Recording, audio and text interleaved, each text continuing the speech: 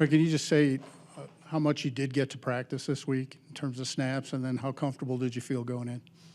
Yeah, I took a majority of the reps with Russ, kind of trying to get back. He was working some run plays and some different stuff, but I took a majority of the reps. I felt really comfortable going into this game with the game plan. Brett, 2 for you. First, the 4th and 3 there. What'd you see on the throw to Cortland that you liked?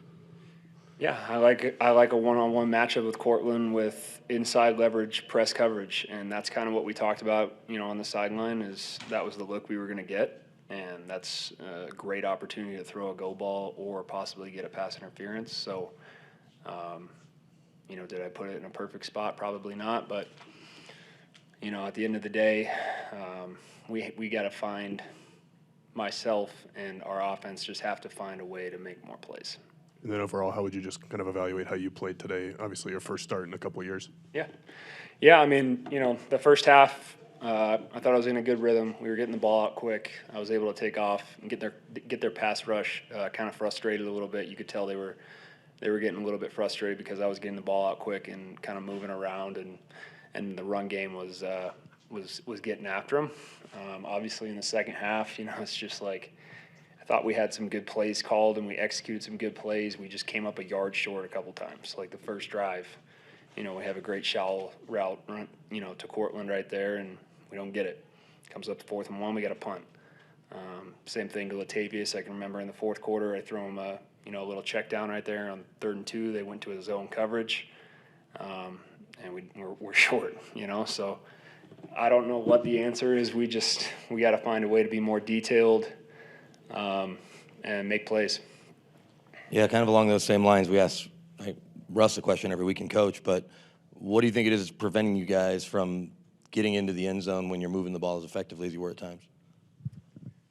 I mean, if we had the answer, I feel like it would be happening by now. I don't know. Like when we get down there, we had some good plays called. We get to that 4th and 3. And I'm going to take a one-on-one matchup with Cortland every time in that scenario.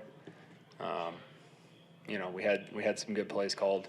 Obviously, the one, that on the pick I would have liked to have back. I thought that safety was taking the deep post when I saw his hips turned, and then I kind of had to get rid of it quick, and he made a good play. But, other than that, I thought we were in a rhythm for the most part. We kind of had them on their heels, and when you only end up with 9 points, you kind of sit here and you're like, I have no idea.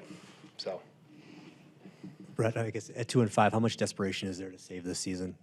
I don't know if there's desperation, but I mean, I think everybody in that locker room feels the urgency to get better, and that starts with every single guy looking at themselves in the mirror and figuring out what can I do to help this offense and help this team, because when your defense is playing as well as our defense is. You shouldn't be losing games, and that's just point blank period of fact.